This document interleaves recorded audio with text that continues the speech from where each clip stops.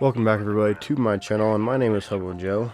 In today's video I'm asking the question, is Star Wars Republic Commando worth it in 2023?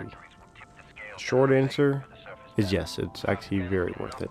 Republic Commando came out on February 28th, 2005 for the Xbox and Windows.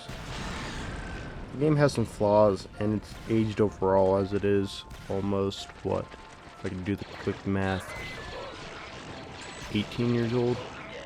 Overall, it's a fantastic game that I would like to dive into. I have beaten and platinum game, just to let you guys know.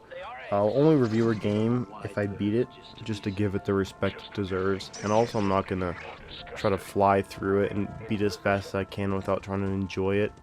So, if I'm gonna review a game, I'm actually gonna try to see what the game has to offer before I give my opinion. Tamara Morrison actually voice acts Clone 38, name is Gregor in the Clone Wars, but this game is seriously worth playing, and I'm going to give it a review score. I'm going to start doing that for my reviews of Star Wars game. I'm going to give it a 7 out of 10 for Star Wars game. It's really good, it's short and sweet, and it's not the worst Star Wars game I've ever played. So you play as genetically enhanced clone commandos, and you play as Gregor, aka Clone 38, along with your squad Scorch, Fixer, and Sev, and together you guys form Delta Squad, a special ops team that goes on covert missions behind enemy lines during the events of the Clone Wars. The story is short and sweet, it's entertaining, and also you get to see some pretty cool places in the Star Wars universe. You don't get to go to many places, but places you do, you really get to explore them. You also have a DC-17M interchangeable weapon system, which can be switched to a rifle, the DC-17 rifle, sniper, and rocket launcher. You also have a DC-17 hand blaster. And then one of the gimmicks of this game is you get to take tactical control over your team, so you can go tell them to go take cover behind this barrier or set up sniping position, form up, one of you guys go this way. You can tell them to defuse a bomb or hack a terminal. Of course, you can do all this stuff yourself too, or you can tell them to go get into one of those like little turrets.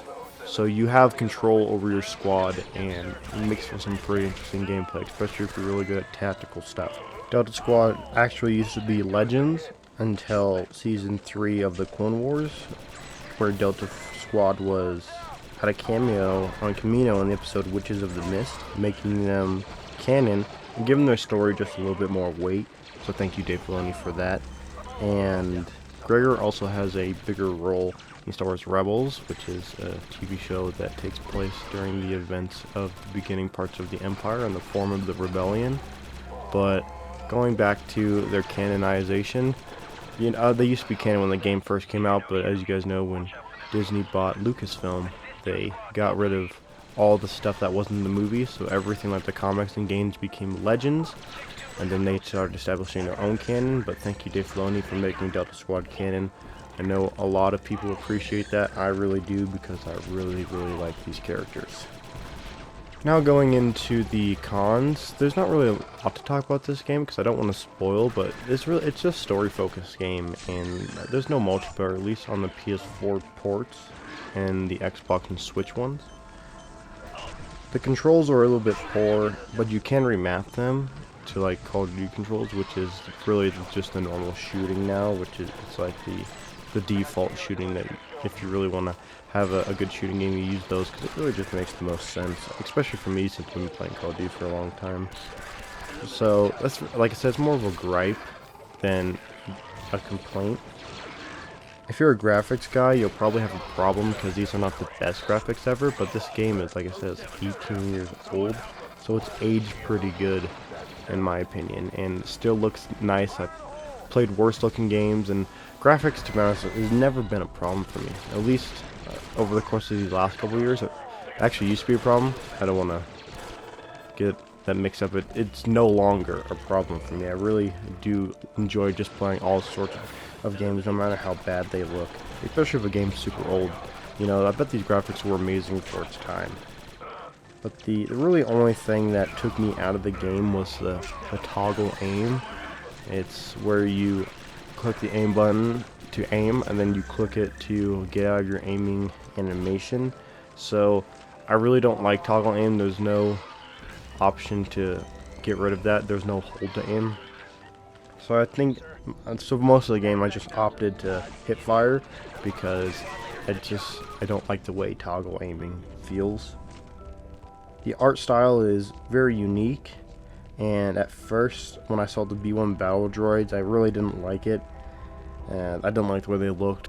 But since I've been playing it for a long time, it's actually grown on me, and it's its own unique style. And they also have Black Series Commando stuff, and they also have those droids, and I really like the way they look. They just look so comical.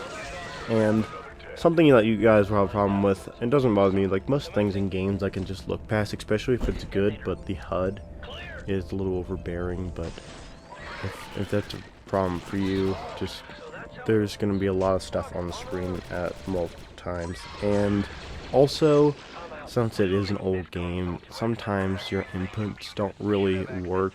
Like you go to revive somebody and he won't revive, so you gotta stand there and try and push in whatever button you use to, like, mine the circle. I don't know if that's the default. Like I said, I changed most of my stuff around. But this game is really good, guys. The story's short and sweet, like I said, and I really enjoy the characters. You get to really know them. It's not really best order overplay, it's just more of a gameplay, and it has some good moments and it has some pretty intense scenes. I recommend playing on the hardest difficulty like I did. It makes it for a very fun time, and it makes you really do feel like you're this, you know, secret special ops team that is really strong. But thank you guys for watching. There's really not much to review, like I said, but what is there is good. And if you haven't played it, I recommend it. And if it's not in your collection, you guys need to get this, especially if you love collecting Star Wars memorabilia like I do. But thank you guys for watching this episode, or this video. Like I said, I'm always going to say episode. Thank you guys for watching this video. Hopefully you enjoyed it. If you did, consider liking or subscribing, or do both. I'd really appreciate that. Join the community. But take care, guys, and God bless.